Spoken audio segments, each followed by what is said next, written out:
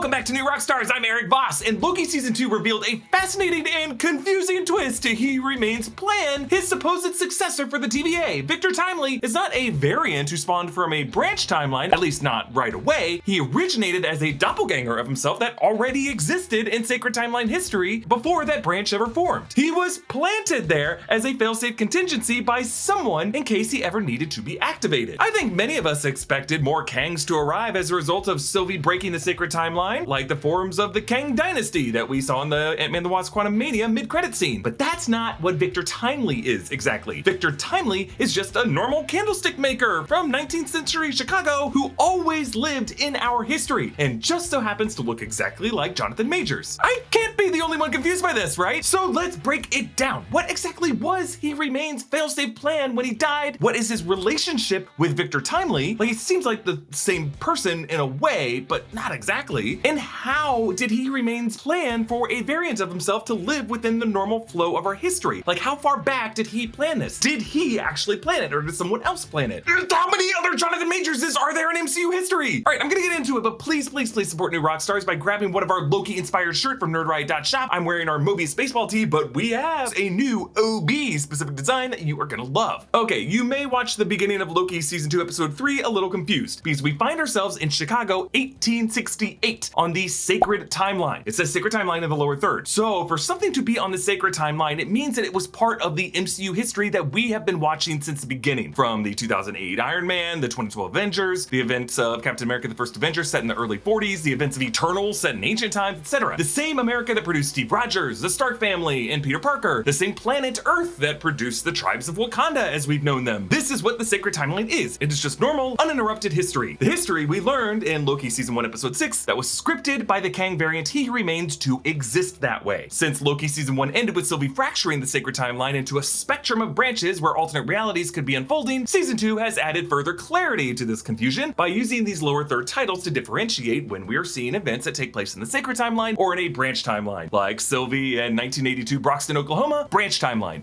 X5, aka Brad in 1977 London, Sacred Timeline apparently. Young Victor Timely making candles in 1868 Chicago, Sacred Timeline, but 1893 World's Fair, after Victor Timely was given the TVA guidebook, now becomes a branch timeline. Yes, it makes sense that Renslayer giving this boy this guidebook of future advanced technology would create a branch timeline. But what makes less sense is that a kid who would grow up to look exactly like Jonathan Majors was already there in Sacred Timeline history before anything happened to him. You could just shrug this off as coincidence, but no, if they wanted Victor Timely to just be a random inventor just influenced by TVA knowledge, they could have had anyone play him. They had Jonathan Majors play this role because they wanted to imply that he is a variant the same way all of Major's other variants from the Quantumania mid-credits scene are, and that this is the origin of He Who Remains. I think we must conclude that young Victor Timely was planted here in history from a young age, perhaps as a baby. Back in Season 1, Episode 6, He Who Remains told Loki and Sylvie the origin story of the other Kang variants. Eons ago, before the TVA, a variant of myself lived on Earth in the 31st century. He was a scientist, and he discovered that there were universes stacked on top of his own.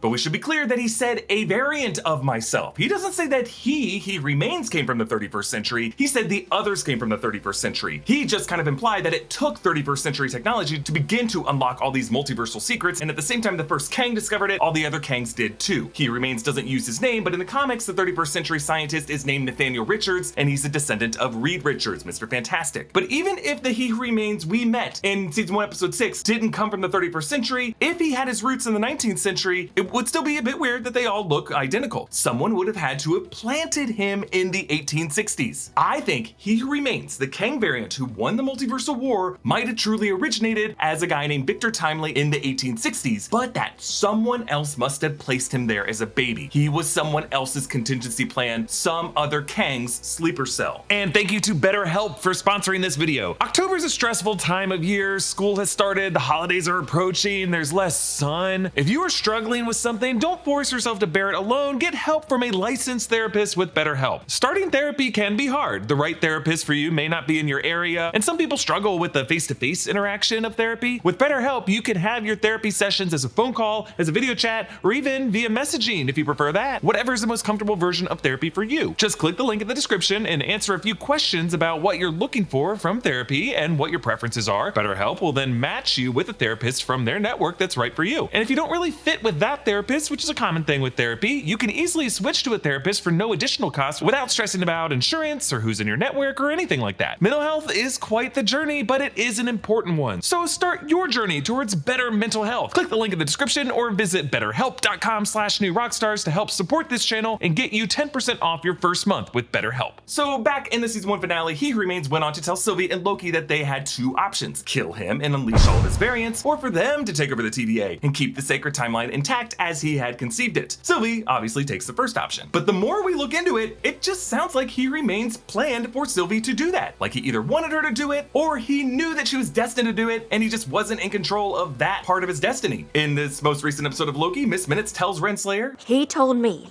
that we need to put this package in that window. This was the plan he made when he knew the end was near for him." And she later confirms that this was all part of He Who Remains' plan to reinstate a variant of himself back at the top of the TVA. "I told you it's not my plan, it's his plan. And quit your worrying. With our help, he'll be all he's meant to become." But later, Sylvie says Renslayer's interference with the TVA guidebook altered Victor Timely from a normal sacred timeline life. "If you and the TVA hadn't messed with him, he'd have remained harmless." Renslayer set him on a path that he wasn't meant for. The only way this makes sense is that He Remains or some other Kang variant took a Nathaniel Richards variant baby from another timeline and left him with foster parents like Moses in a basket back in the 1850s or 1860s of the sacred timeline. Now, what makes something the sacred timeline? It's what He Remains says is a sacred timeline. He decided that this decision would not qualify as a Nexus event. It's just a thread woven into the overall tapestry of the sacred timeline. Now, this does open another possibility. Would whoever planted young Victor Timely in the 1860s of the sacred timeline only plant one backup? Wouldn't merely one backup, once they were found, pose a huge risk to any contingency plan that was formed? It must be the case that there are several, dozens, hundreds, maybe thousands of Victor Timeleys going by other names on the sacred timeline throughout history, just living their lives. None of them amounting to anything crazy, but all of them dreaming of something great when their sleeping minds dreamwalk into the eyes of Elseworld conquerors and inventors and ready at a moment's notice for a divine hand to drop a TVA guidebook in their window and change their destiny. Perhaps we even met some of these guys: Pharaoh Ramatut, Immortus, Scarlet Centurion, Mr. Griffin. All the Kangs in the arena of the Kang dynasty may have begun as sleeper cell Kangs that the rival dynasty got to first, ones who initially lost the multiversal war, due to this one Victor Timely, or He Remains, aligning himself with a Renslayer and taming Eliath together. So what have we learned about He Remains' plan? He is just trying to restart the loop. He knows he is destined to die, so he wants to restart history so that his origin point is restored as a young candlemaker named Victor Timely in 1860s Chicago who gets a special gift of a book from the window. He wants to do his best to make sure that the sacred timeline continuity continues to loop back and play as it always did, so that hopefully one of the other rival Kangs can't slip in his place. However, He Remains is in a race against time with the other Kangs to try to get this gospel in the hands of the right Kang variant before they find the others and lure them to their dark side. And what is He Remains' relationship with Victor Timely? They are the same person, just at different points in their lives. One at the beginning and one at the end. However, that beginning point only begun because some other freaking paranoid baby kidnapping Kang committed a whole bunch of future Amber Alerts and took baby Kangs and nestled them throughout history. One of them was Victor Timely. Subscribe to all 3 channels on the New Rockstars network, and you can support us by grabbing some merch at nerdriot.shop. Follow me on all social platforms at Erik Voss. Follow New Rockstars. Subscribe to New Rockstars for more analysis of everything you love. Thanks for watching. Bye.